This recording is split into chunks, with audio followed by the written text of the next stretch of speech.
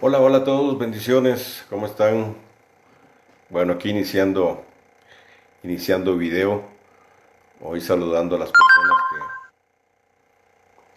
se van conectando. Saludos Mario Kogan, está allá hasta Buenos Aires, Argentina. Ah, bendiciones a Mariano y Miriam, también allá en Buenos Aires, Argentina. Aidelis, un abrazo hasta Cartagena, Colombia. Nicolás Nahuel, bendiciones Nahuel. Ah, a ver, Johnny Muñoz, ¿cómo estás Johnny? Un abrazo a la distancia, bendiciones para tu vida. David Felipe Suárez Rosso, bendiciones. Yolima Pérez García, bendiciones para tu vida Yolima. Nicolás Nahuel, ya lo saludé. Nahir Price, ¿cómo está Nahir? Shalom, shalom para todos. Ok.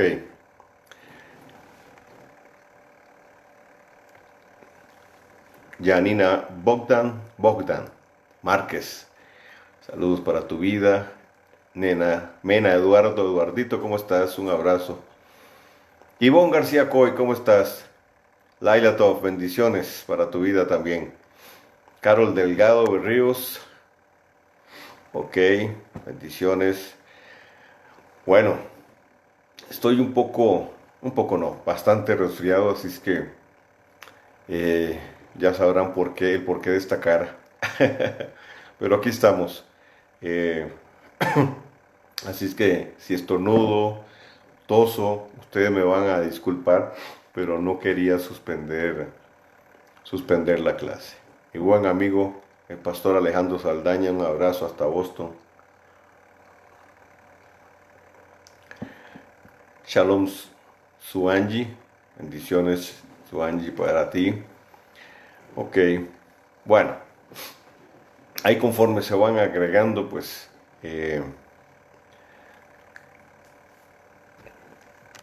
van tomando el hilo de la enseñanza. Quiero iniciar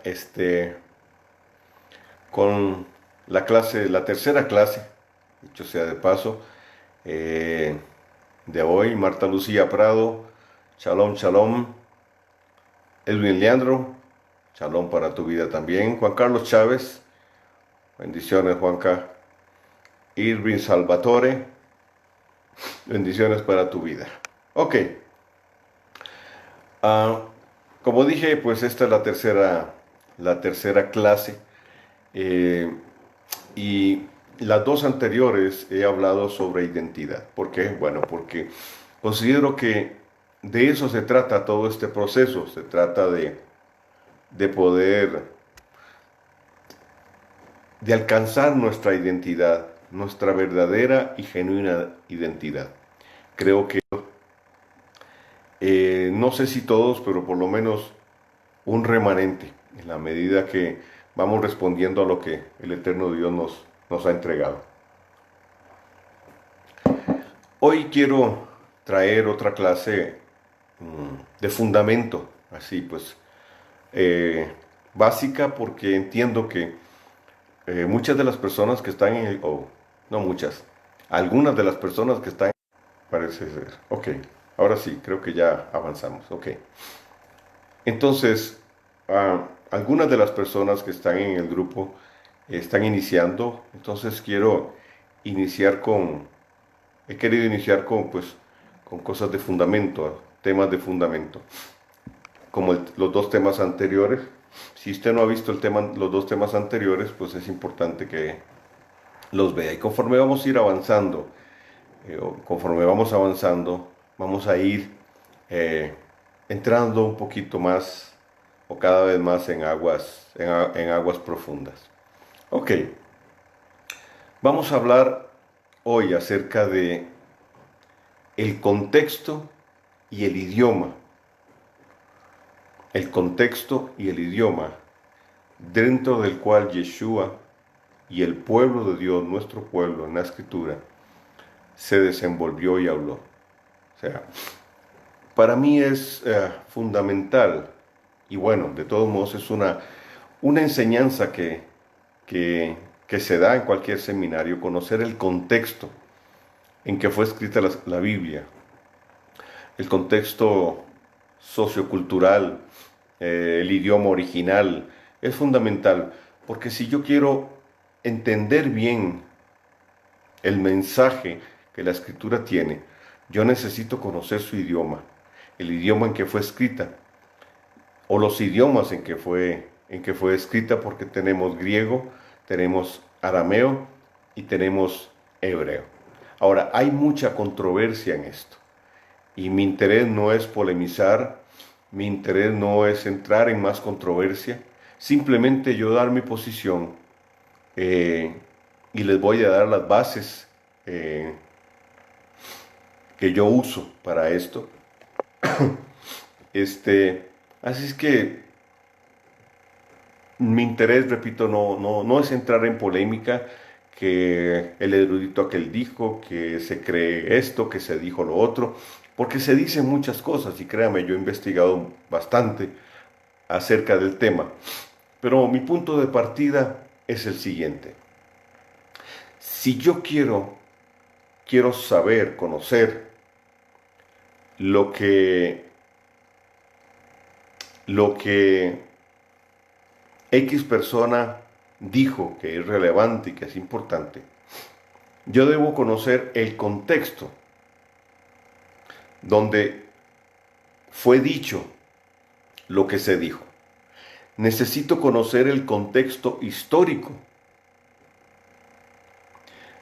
de ese contexto, o sea, la historia, el contexto histórico.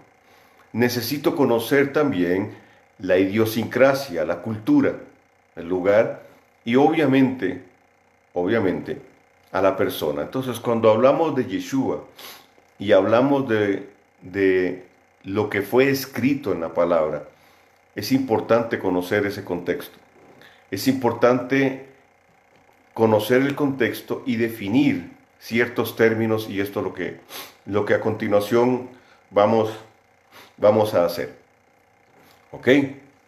Para los que se están recién conectando, estoy resfriado y bueno, si me disculpan si estornudo o si toso, pero no quería suspender la clase. Ok, teniendo esto en mente, entramos al tema. El centro de estudio de la Escritura misma es Yeshua. Es decir, alrededor de él gira todo, alrededor de la persona de Yeshua. Entonces, él se crió en medio de un contexto, judío. ¿Ok?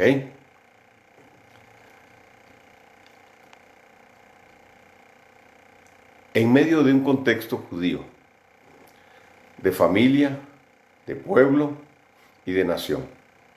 Y digo judío, y esto lo voy a mencionar varias veces, digo judío porque recordemos que Yeshua es de la casa de Judá, y todo lo que tiene que ver con los tiempos propiamente de Yeshua, quienes estaban establecidos en Israel, básicamente era la casa de Judá. Para esto entonces es importante que conozcamos el estudio sobre quiénes son las dos casas de Israel. Entonces, en la opinión de muchos, Yeshua habló hebreo, en medio de un contexto muy arraigado a la tradición de su pueblo. Repito, porque él era de la casa de Judá. Por eso se usa el término judío. La expresión judío entonces nos habla de la casa de Judá. Ahora, de él se habló en la escritura dentro de un contexto cultural, histórico y sobre todo profético. Asimismo, el contexto en medio del cual él se crió. Entonces, esta idea es para mí importante. Todo lo que se habló de Yeshua en el primer pacto, y todo tiene que ver con él, ese contexto es importantísimo.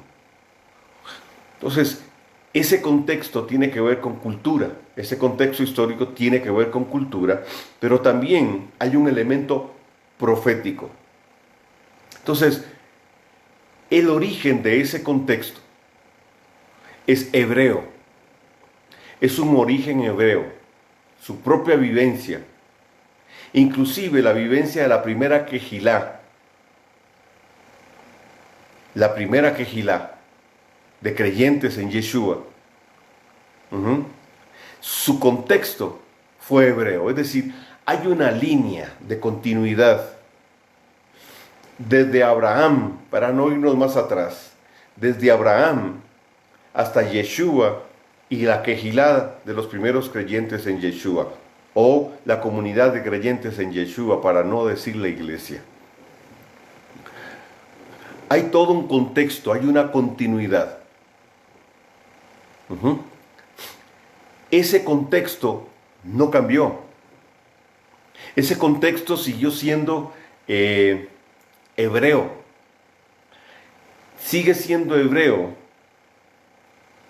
o es hebreo, no en el sentido, etimológico de la palabra, que sería en el idioma hebreo ivrit, del otro lado del río, sino en la concepción profética de este término.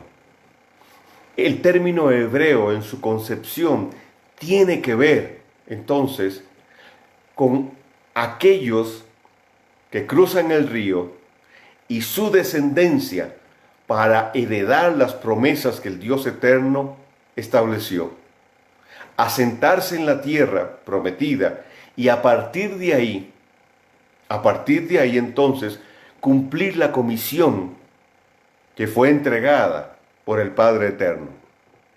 Espero estarme explicando bien.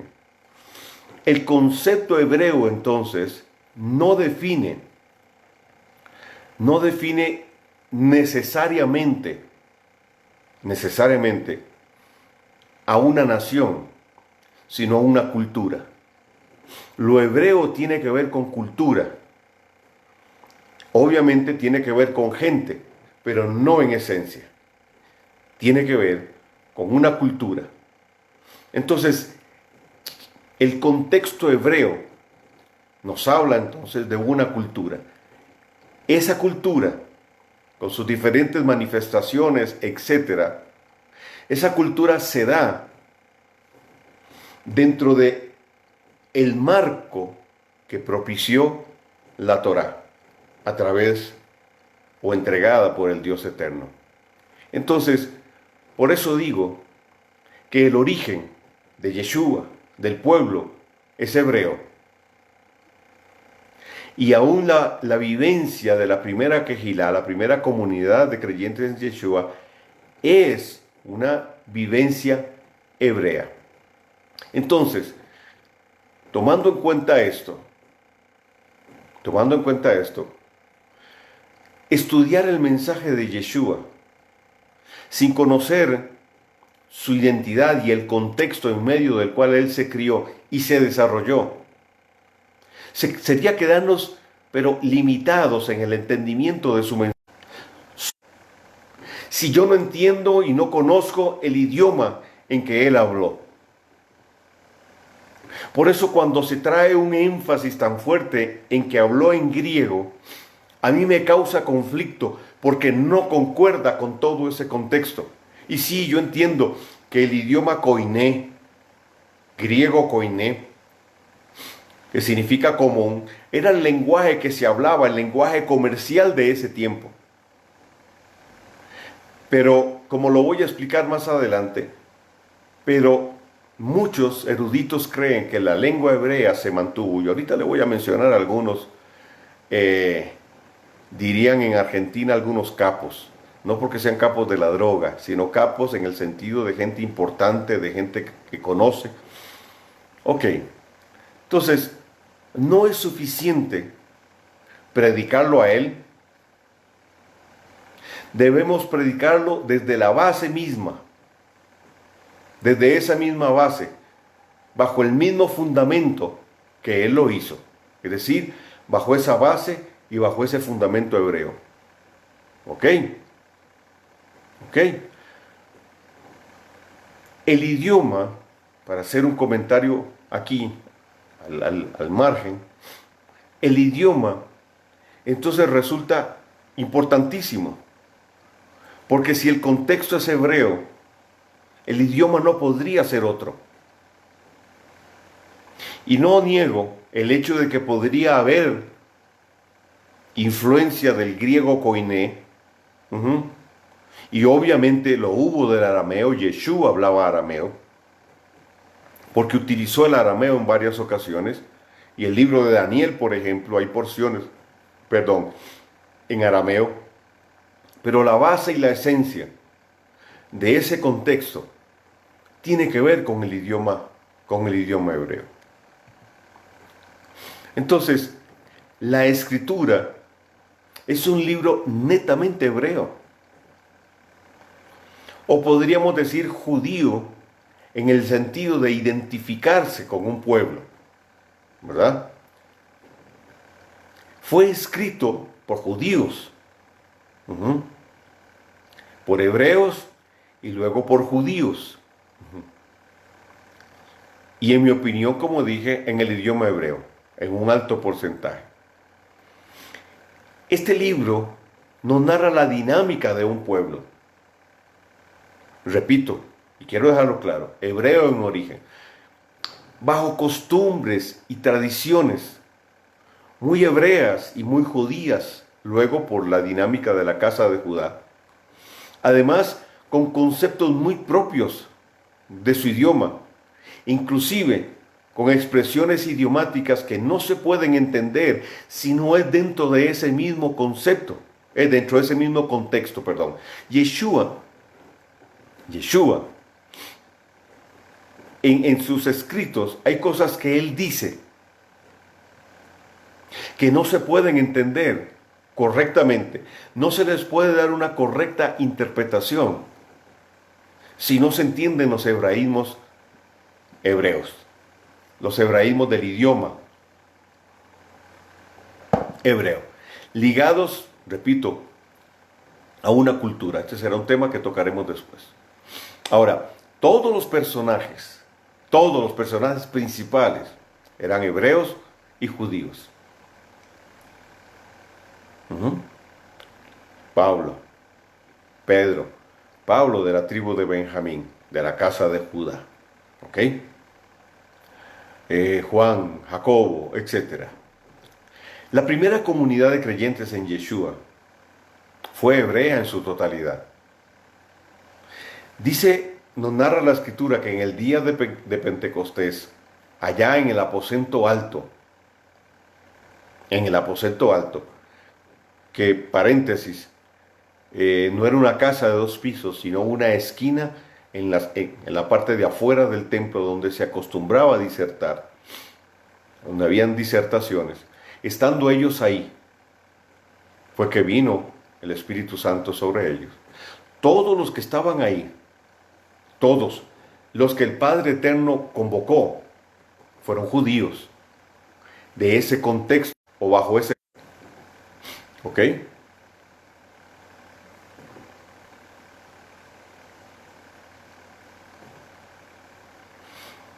Entonces, el término hebreo hace referencia a un linaje. Como dije anteriormente, a los que cruzaron el río.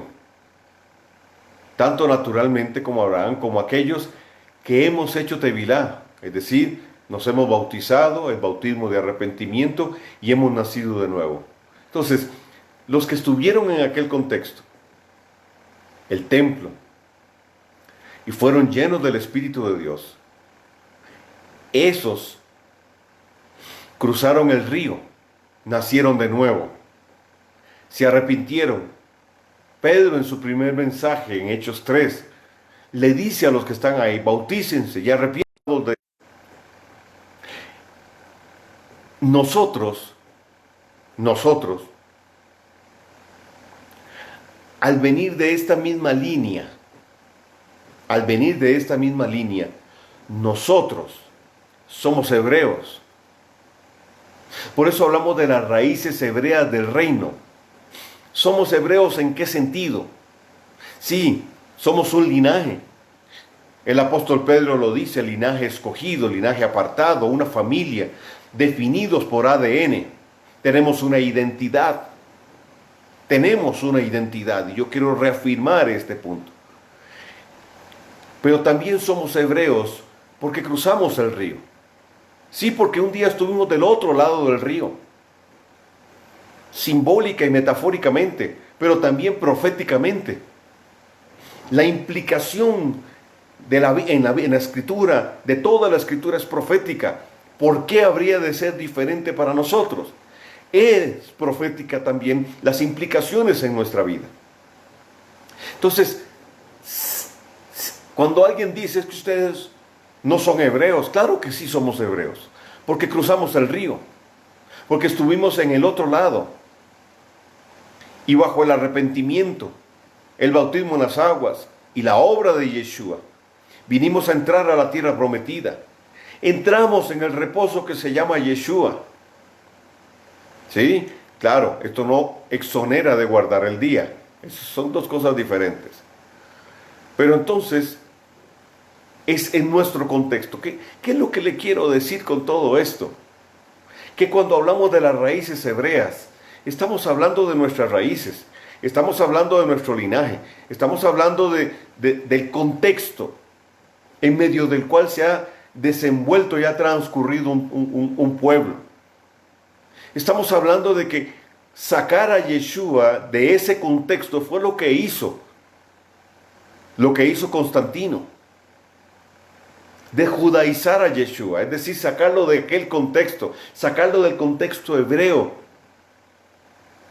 sacarlo del contexto de donde se nutrieron aquellos que profetizaron de él, el contexto dentro del cual el Eterno le reveló a Moisés cómo hacer el tabernáculo y los detalles de ese tabernáculo, que todos tenían que ver con Yeshua, cada parte de ese tabernáculo.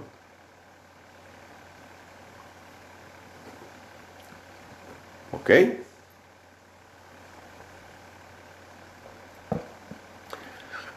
Muy bien, Simone, es así. Yeshua es nuestro reposo, pero que eso nos sirva de justificación.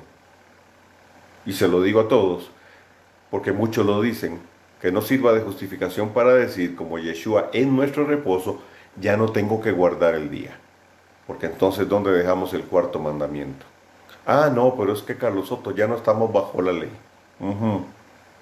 Sino bajo la gracia. Sí, siga creyendo en el dispensacionalismo. Ok. Pasamos a lo siguiente. Ahora, yo quiero hablarle de unos testimonios que son contundentes.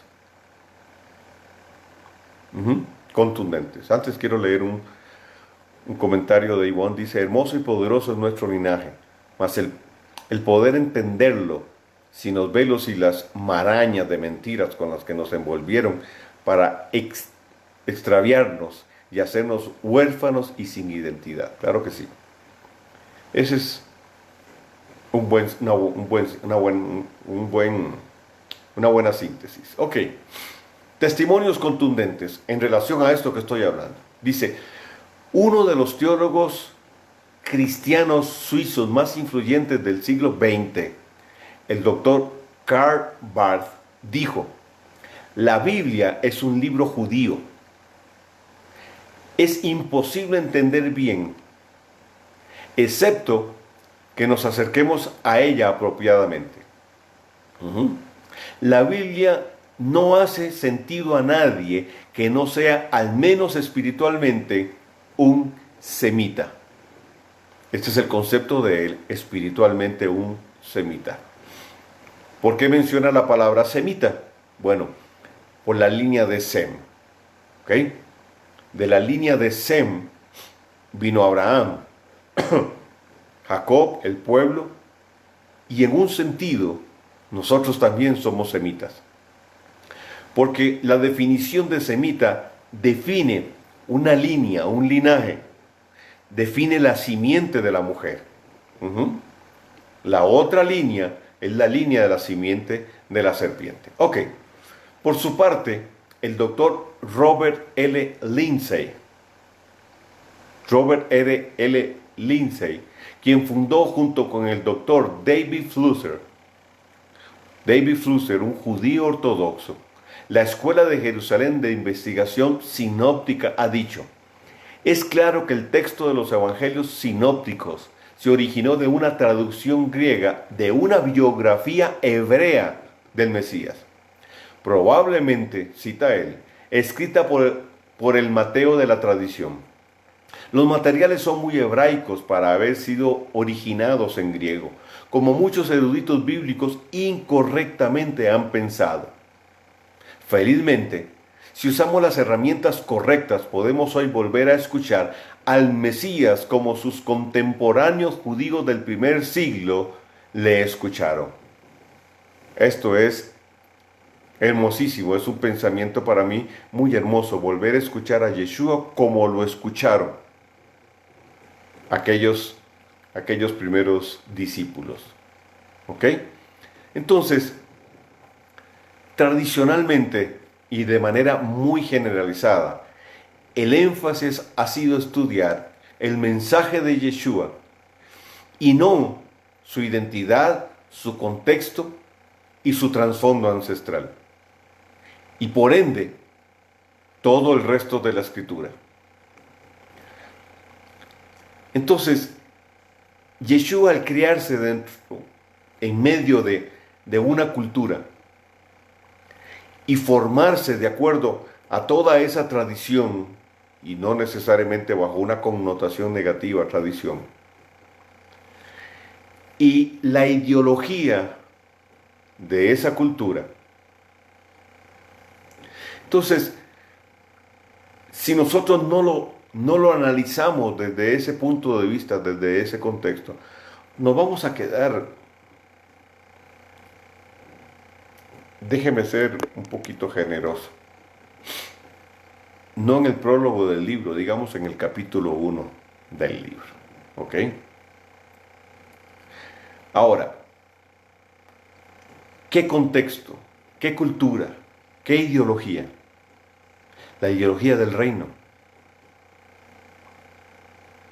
La ideología del reino, manifestada por un pueblo, Israel. ¿Ok? Entonces, tenemos el aspecto de contexto, el aspecto de historia, pero también el aspecto de su idioma. Ahora, oiga qué interesante,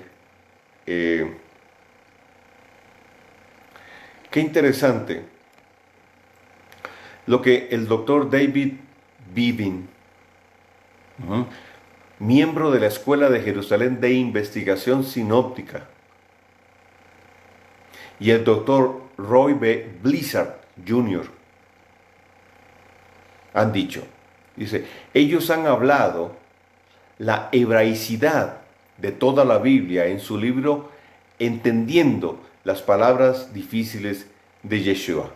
Understanding the Difficult Words of Messiah. Entonces, hombres como estos han estudiado y llegaron a la conclusión de que Yeshua habló en hebreo. Entonces, según eruditos modernos, y ponga atención a esto, según eruditos modernos, Del total de la escritura, el 78% corresponde al primer pacto y un 22% al pacto renovado. ¿Ok?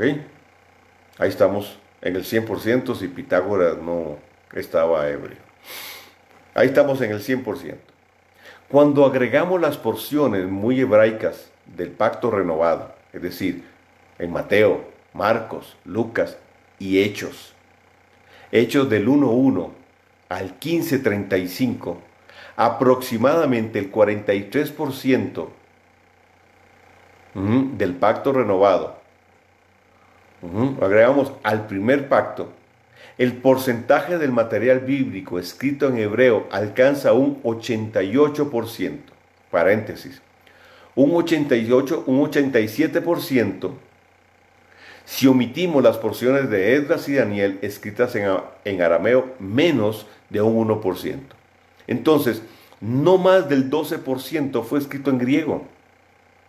Cuando sustraemos del 12%, oiga bien, cuando sustraemos del 12%, esto es matemática pura, cuando sustraemos del 12% las 176 citas correspondientes al primer pacto, paréntesis, 14 citas en Juan y 162 de Hechos 15:36 hasta el final del pacto renovado, el porcentaje de la Biblia compuesto en hebreo alcanza más del 90%. Entonces, si estos eruditos nos están diciendo esto, nos están arrojando estas cifras,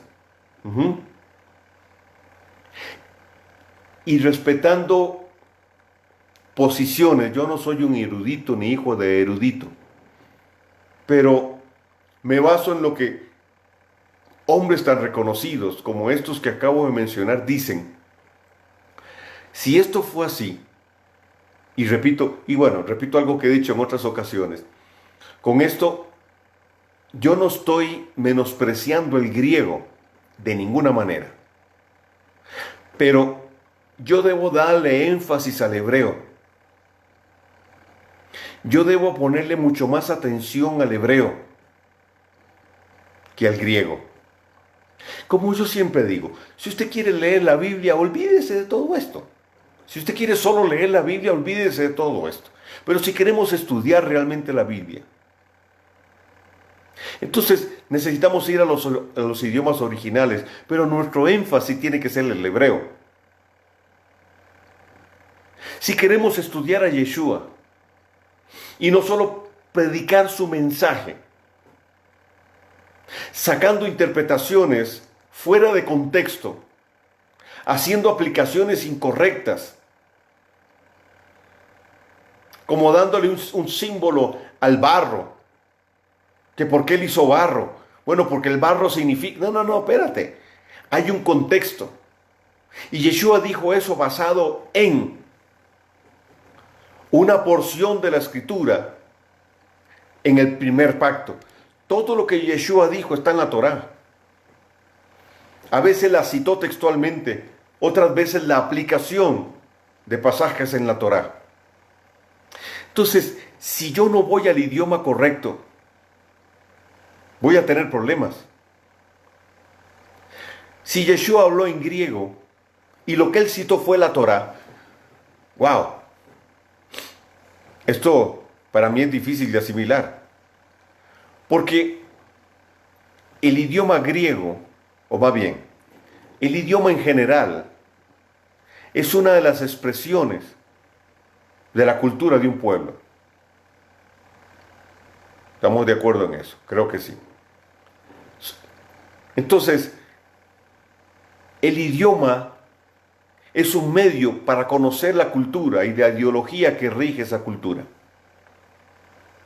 Y cuando hablamos de cultura, entonces, la cultura griega y la cultura hebrea son diametralmente opuestas. Su origen, su origen, su desarrollo, sus compromisos. O sea, Grecia fue forjada por el pensamiento egipcio, bajo los ideales de los nefilim. De hecho, los mencionan. Toda esa construcción de la mitología tiene que ver con la concepción, percepción transmitida por los nefilim. Sus conceptos jurídicos están basados en el imperio, en los conceptos de un imperio. Entonces la palabra nomos, ley, que fue la que usaron el grupo de los 70 para traducir la Septuaginta, la traducción al griego del Antiguo Testamento, primer pacto correctamente dicho, que fue escrito en hebreo, al griego. Entonces ellos usan la palabra ley, pero la palabra ley que usan la toman del griego porque están traduciendo al griego, buscan en el griego una palabra. Entonces traducen nomos. Y nomos es la ley de un imperio.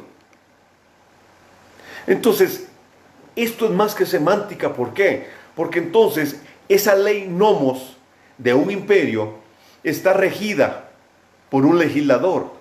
Y ese legislador en el pensamiento, la mitología griega antigua, era Zeus. Entonces, ¿quién estableció la ley? Zeus. Cuando vamos al concepto que ellos quieren traducir, Torah. Torah no es un libro. La Torah es Yeshua. La Torah es más que letras puestas en papiros y luego en papel. Y hoy le llamamos Biblia. Es mucho más que eso. Es un concepto mucho más amplio que tiene que ver con el Dios eterno. Tiene que ver con la instrucción de un padre para sus hijos que no se limita solo a lo que se fue entregado en el Sinaí. Trasciende mucho más allá de eso.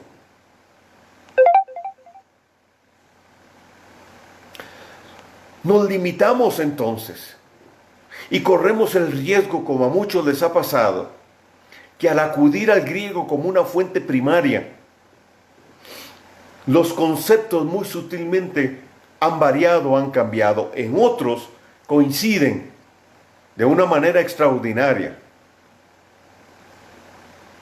En algunos otros me dan ideas, sobre todo en cuanto a lo jurídico, importantes para entender por qué las puertas del Hades, por qué Efesios 6, etcétera, hablando de principados, potestades, etcétera. ¿Ok? Entonces, para mí es fundamental el idioma hebreo. Ahora, de ahí a decir que el idioma hebreo es el idioma divino, el idioma santo, pues yo no me atrevería a ir hasta allá, porque el hebreo viene de las lenguas semitas más antiguas, ¿verdad? Viene de allá, de Sumeria, etc. Pero sí creo que es el idioma que el Eterno escogió, es el idioma que Él escogió para. Y ese es mi punto. Entonces yo no mistifico el tema del idioma hebreo.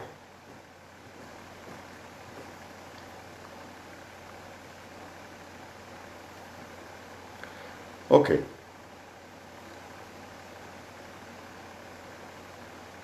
Sí, Mario Kogan hace mención en su comentario de algo importante. Habían dialectos, se habían formado dialectos, ¿verdad? Y en el contexto, en el tiempo cuando Yeshua desarrolló, cuando Yeshua creció y desarrolló, como en muchos lugares, o sea, hoy en día se dan dialectos, son derivaciones de un idioma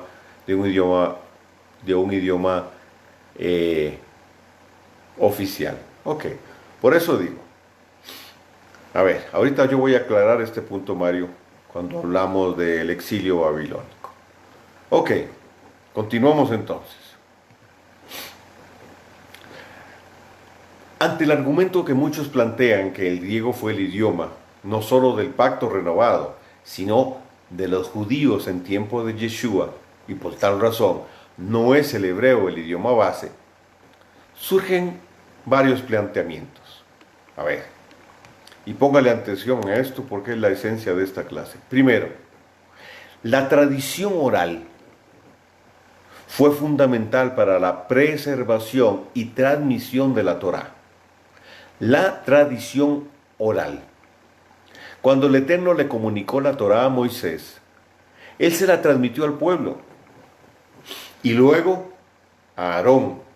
Luego Aarón se la repitió al pueblo, se la dio a los 70 ancianos y estos a su vez se la dieron al pueblo, de tal manera que se pudiera grabar en sus mentes.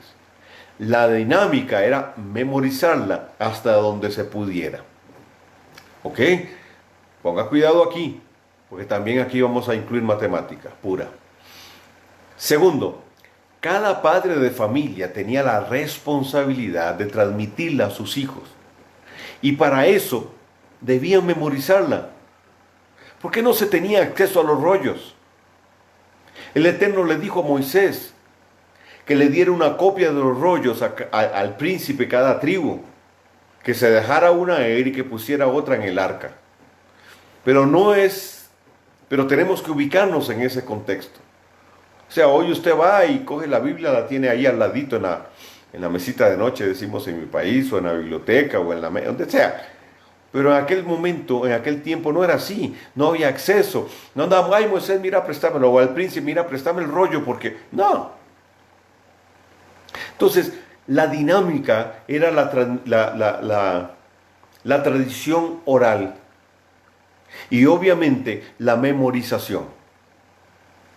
La memorización. Entonces, es imposible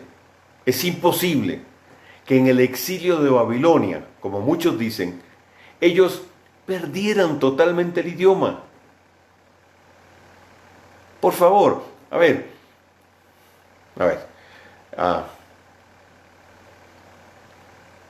voy a ser más comedido en mi comentario, ¿ok? Yo creo, tomando los argumentos de algunos de los eruditos que mencioné y otros, que fue imposible que en el exilio de Babilonia el pueblo de Israel perdieran totalmente el idioma, como muchos nos quieren decir. Porque se iniciaron con ese idioma y la tradición oral era tan importante para enseñar en casa la Torá, día a día. ¿Cómo se va a perder algo sin tomar en cuenta la intervención divina? Ahora, si no lo perdieron en 200 años que estuvieron en Egipto, menos en 70 años en Babilonia, y por otro lado, todos los profetas post-cautividad babilónica hablaron y escribieron sus profecías en hebreo. Entonces podríamos citar el libro de Esther, podríamos citar a Zacarías, podríamos citar a Ageo y podríamos citar a muchos otros. Profetizaron en hebreo. Entonces, si se perdió, ¿por qué profetizaron en hebreo? ¿Por qué Daniel escribe en hebreo y solo unas porciones en arameo? O sea, entiéndame, esto forma parte de nuestra identidad, forma parte de nuestra idiosincrasia. Y sí, usted habla español. Bueno, Simone habla portugués y portuñol. Y algunos otros hablan otros idiomas. Pero bueno, tenemos un idioma materno, un idioma, lo que llamamos un idioma de pila.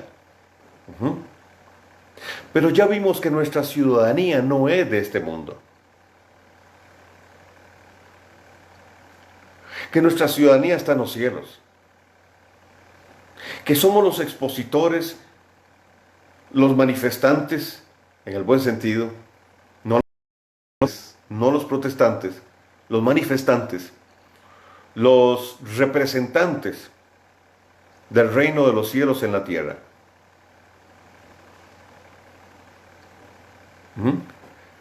en la tierra.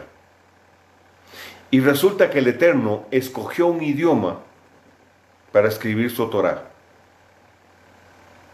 Entonces, si mi identidad es Israel, si mi identidad es la del pueblo de Dios, y al pueblo de Dios, Dios le entregó este idioma,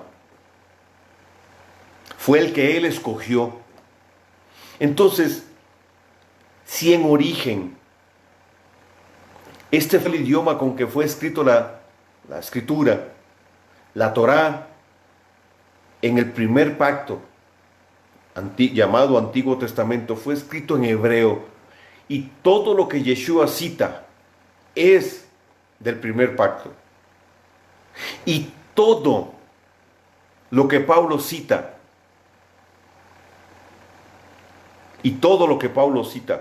está en la Torá. En esencia, lo que Pablo enseña viene de la Torá, y él mismo lo dijo. Se lo dijo a Timoteo. Toda la escritura es inspirada por Dios y buena para enseñar, para redarguir. Y en ese momento todavía no se habían escrito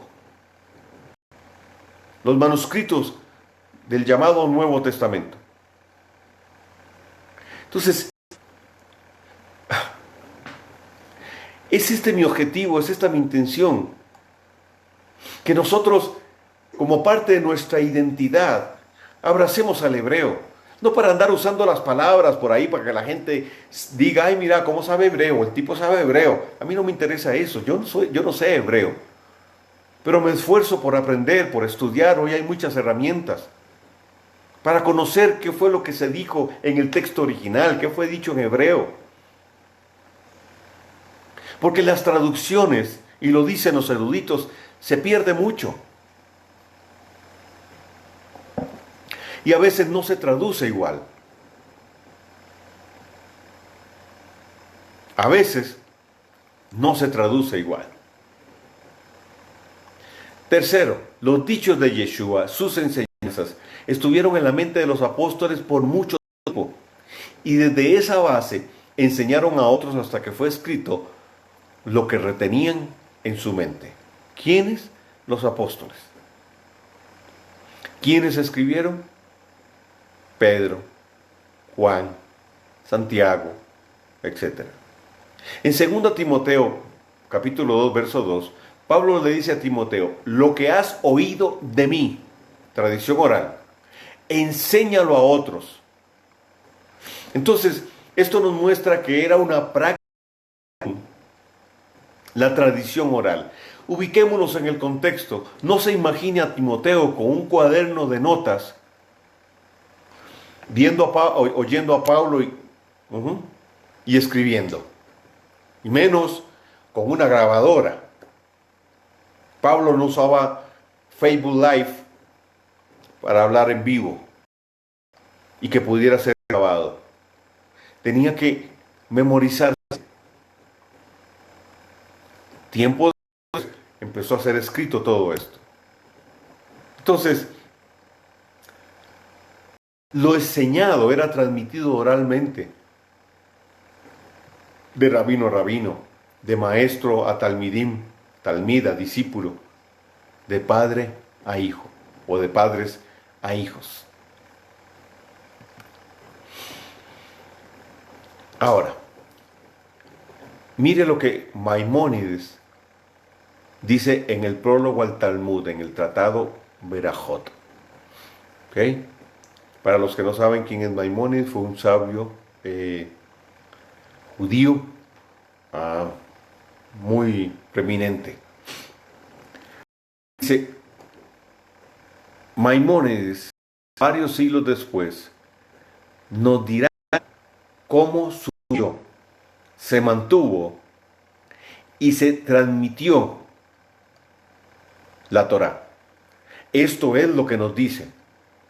Moisés se instalaba en su tienda, entraba primero Aarón y Moisés le transmitía el mandamiento que le habían comunicado y le enseñaba su explicación. Aarón se levantaba y se colocaba a la derecha de Moisés. Y entraban sus hijos, Eleazar e Itamar, a quienes Moisés decía lo que había informado a Aarón. Ponga cuidado a esto. El Eterno le hablaba a Moisés, le enseñó a Moisés. Luego entonces Moisés le enseñaba a Aarón. Aarón se ponía a la derecha de Moisés y entonces Moisés le transmitía el mandamiento a los hijos de Aarón. Entonces, luego dice, los hijos se levantaban y se colocaban uno a la izquierda de Moisés y el otro a la derecha de Aarón. Enseguida entraban los 70 ancianos y Moisés les enseñaba como le había enseñado a Aarón y a sus hijos. Ponga cuidado. Luego venía el conjunto del pueblo y todos los que querían pedir algo al Eterno, Moisés les exponía el mandamiento y ellos escuchaban todo lo que les decía.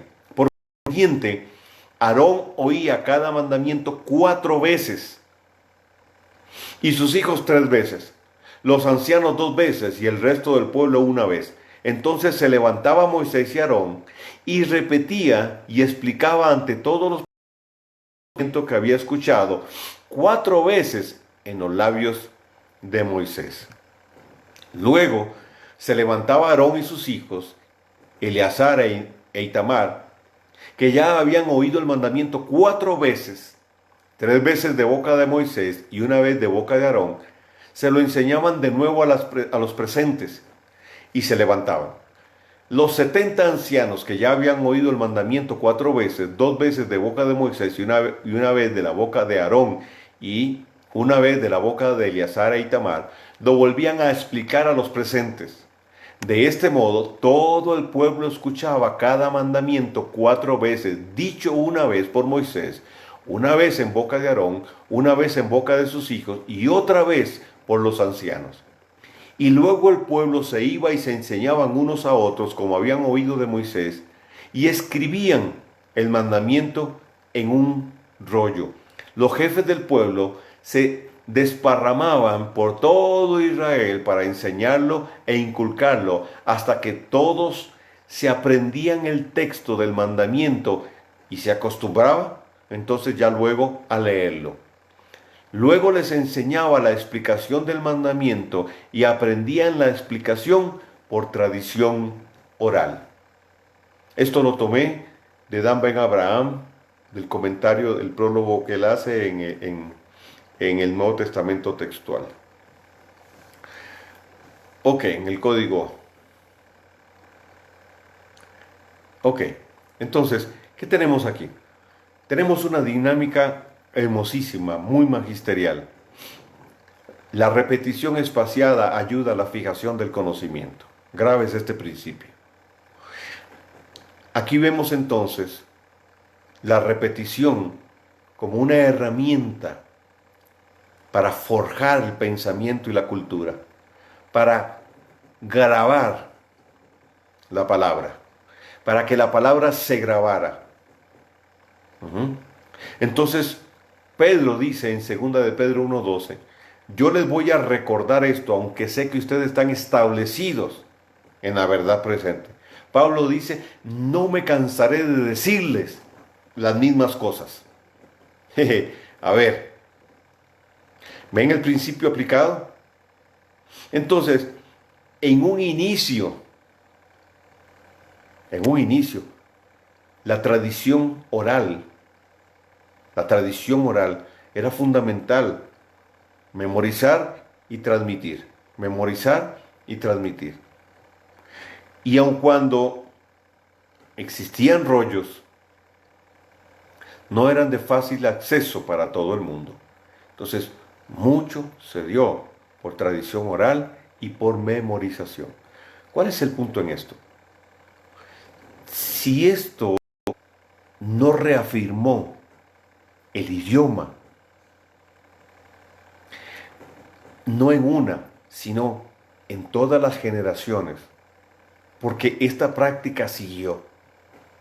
Entonces, por favor, ¿cómo desarraigar el idioma original con el que el eterno Dios, Moisés, marcó marcó a Aarón, marcó a sus hijos, a los 70 ancianos y al resto del pueblo. Marcó a los rabinos luego, que fueron pasándolo de rabino a rabino.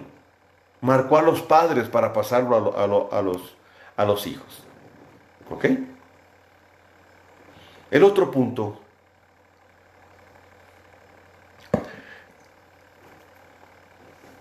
está en Hechos 26, 14 al 16. Yeshua y Pablo hablaron hebreo. Dice, habiendo caído todos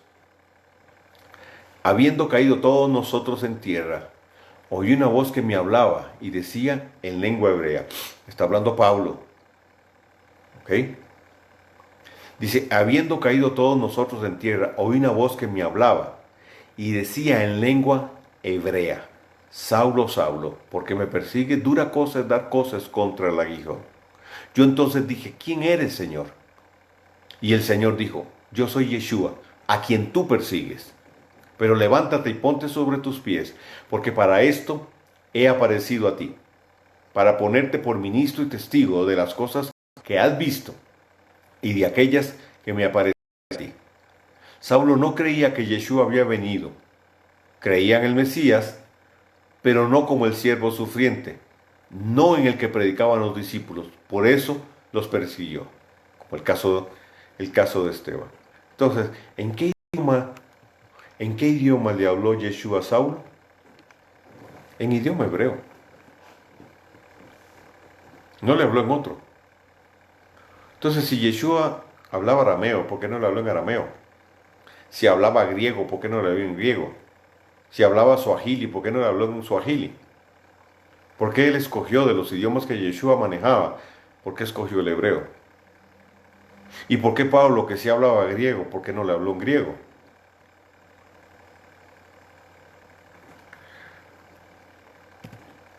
Ahora, le voy a mencionar algunos pocos comentarios de lo que yo llamo testigos de la historia. Los llamados padres de la iglesia recibieron lo que recibieron acerca del idioma hebreo. Lo que ellos hablaron acerca del idioma hebreo. Usado para el Berit Hadashah, para el Nuevo Testamento, para el Pacto Renovado. En el 150, la era común, o después de Yeshua, Papías dijo lo siguiente. Estoy hablando de los llamados padres de la iglesia. Dijo, Mateo compuso sus palabras en lengua hebrea y cada cual lo tradujo lo mejor que pudo. ¿En qué lengua? Hebrea. Ireneo en el 170 dijo, Mateo también escribió un evangelio entre los judíos en su propia lengua. En su propia lengua, hebreo. Clemente de Alejandría en el 200 dijo, la epístola a los hebreos fue escrita por Pablo a los judíos. Él dice que fue escrita por judíos, algunos dicen que fue Lucas. Bueno, no le creen a Clemente. Dice, en la lengua hebrea, pero fue cuidadosamente trasladada por Lucas y publicada entre los griegos. Trasladada o traducida por Lucas. Entonces, Pablo habla en hebreo. Pablo escribe el libro de Hebreos a los hebreos. A ver, si yo le quiero hablar a los costarricenses, yo no les hablo en inglés. Si yo le voy a hablar a los costarricenses, les hablo en el español. En español costarricense. Entonces nosotros no decimos tren, decimos tren. No decimos carro, decimos carro. Arrastramos la R. Ese es parte de nuestro idioma y cómo lo manejamos. Es muy propio de nuestra cultura. Como en Puerto Rico, la R se pronuncia así, jodilla. Ok, entonces, ¿qué quiero decir esto? ¿Qué quiero decir con esto? Bueno, que Pablo le habla a los hebreos en su lengua natural, en la lengua natural de los hebreos. Les habla en hebreo. Y luego entonces, dice Clemente de Alejandría, que Lucas lo traduce y lo publica en griego. En el 215, Orígenes, año 215, Orígenes dice, el primer evangelio fue escrito según Mateo, mismo que fue cobrador de impuestos, fue escrito para los judíos creyentes en hebreo. Y en el 380, Jerónimo, el traductor de la Vulgata Latina, que es de donde vienen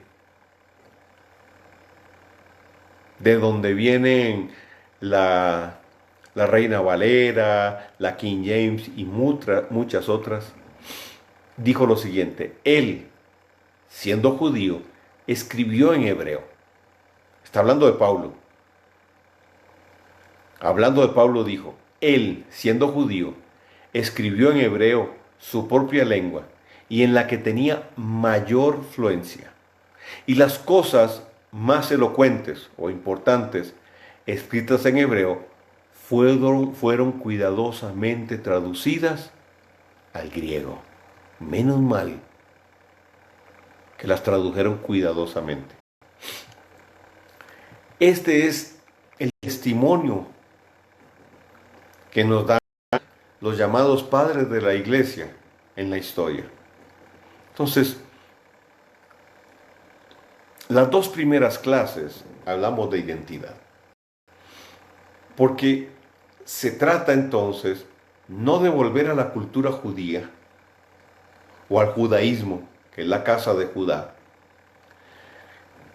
No se trata tampoco de desechar y despreciar la tradición judía o hebrea, sino se trata de recobrar nuestra identidad. Es decir, volver a las raíces no es volver al judaísmo.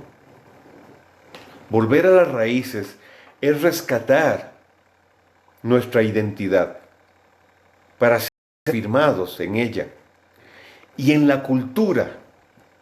Oiga bien, no en el culto, en la cultura de nuestros antepasados. Dije no en el culto porque ese es un paradigma tan fuerte que la religión improntó. Culto, no cultura. Y culto es igual a reunión, reunión es igual a congregar a la gente. Es congregar la gente. Eso es culto. El sobreénfasis en el templo, el sobreénfasis en el culto. No, el tema es cultura. Cultura. Entonces,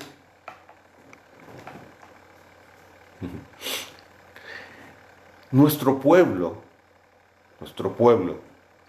en toda su trayectoria y dinámica, la influencia de la Torá los marca y define esa cultura.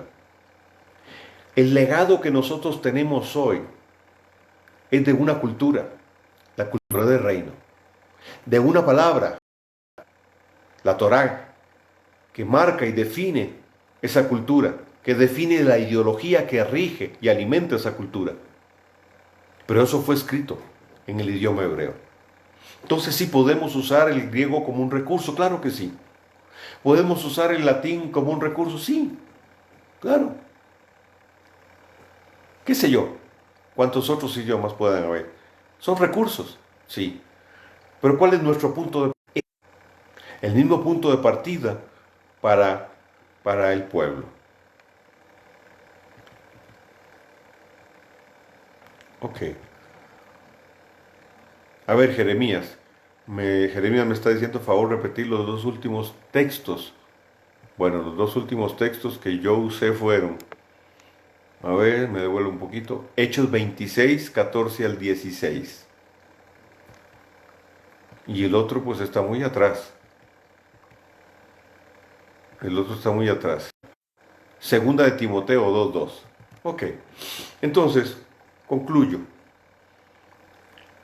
Si nosotros queremos hablar de identidad, queremos reafirmar esa identidad, ser reafirmados en esa identidad, nos reafirmamos no solo como hijos, sino también como pueblo.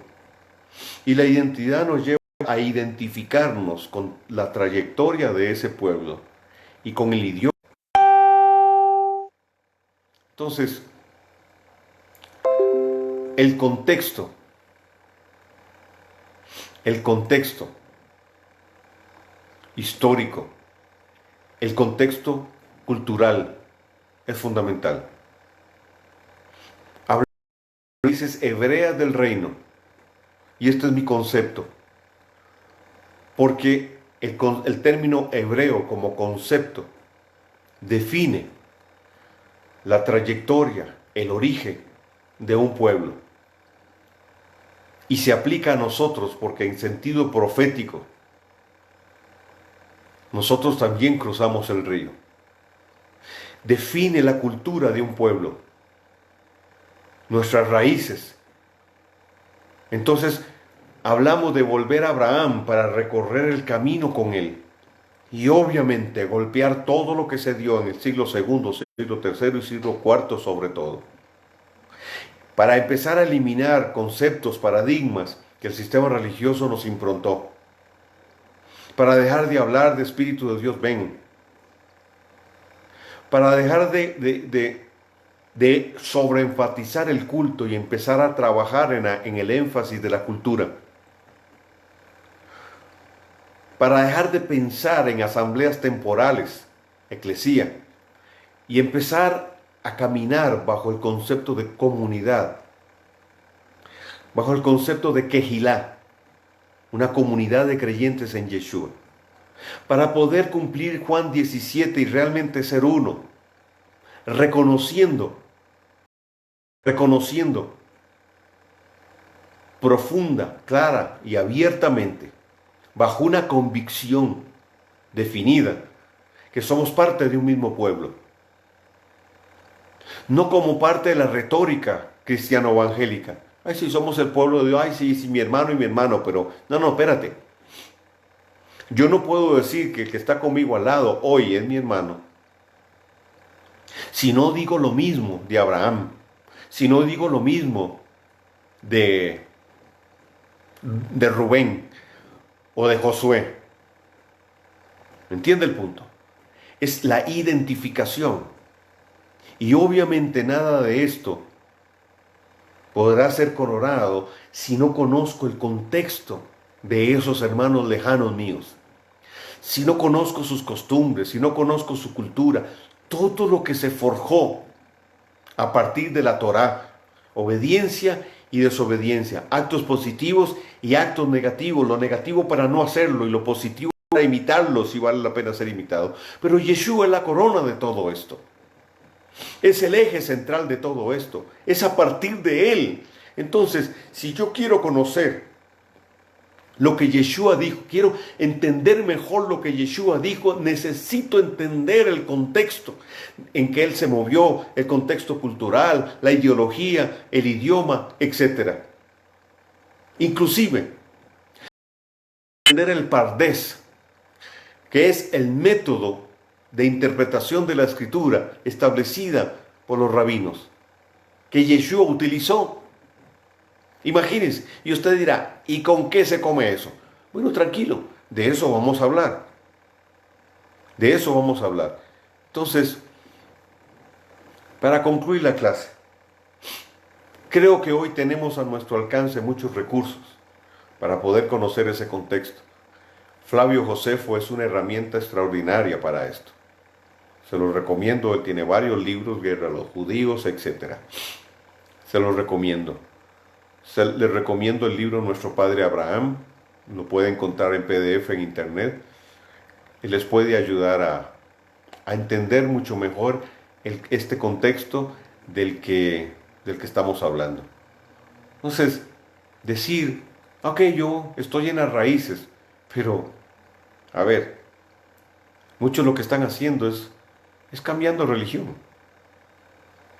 Es cambiando de religión, ya no de la católica a la cristiana evangélica, sino de la evangélica o cristiano evangélica a la religión judía o la religión mesiánica, o a la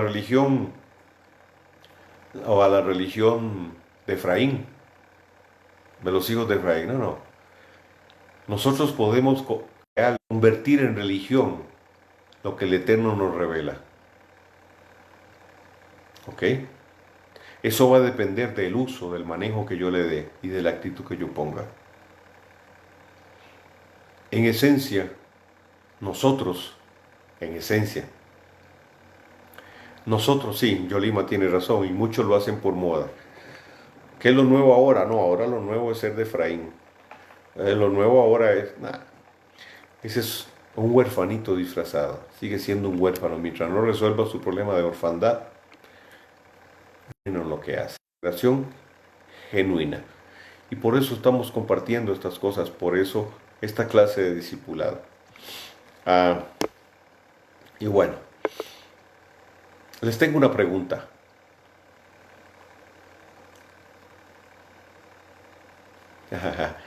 Juan Carlos Chávez dice, Cali Soto, en la escuela de Torah me lo enseñó. Sí, Cali es mi hijo mayor. Les hago una pregunta. Y a lo mejor Ivonne sea la primera que conteste. ¿Se les hace muy largo la escuela de discipulado cada 15 días? ¿Se les hace muy largo?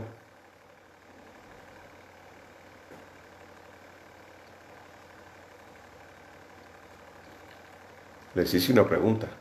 ¿Se les hace largo? ¿Quisieran que fuera más seguido? ¿Viste? Ahí está. Y no por profeta lo dije. Ivonne fue la primera en contestar. Para mí es importante, familia. Silvia dice que no se les hace largo cada 15 días. ¿Ok? Porque podría ser cada semana. Podría ser una vez por semana. Bueno, ahí les dejo. Estoy haciendo una especie de encuesta. Yo lo hice cada 15 días para que no interfiera con sus actividades. Para que no tenga que ver el video ya luego en diferido, sino que lo pueda ver en vivo. Pero ahí les dejo. Comentarios, aquí estoy 50 y 50. Estoy como ¿quién quiere ser millonario? 50 y 50. Última palabra. Bueno, no. Le dejo la inquietud, escríbanos al chat del grupo y yo voy a recoger las inquietudes para tomar una decisión. Muy bien. Ok. La próxima semana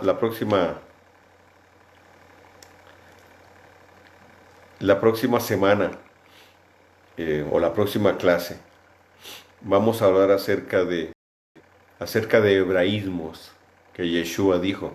Vamos a analizar hasta donde nos sea posible el texto cuando Yeshua dijo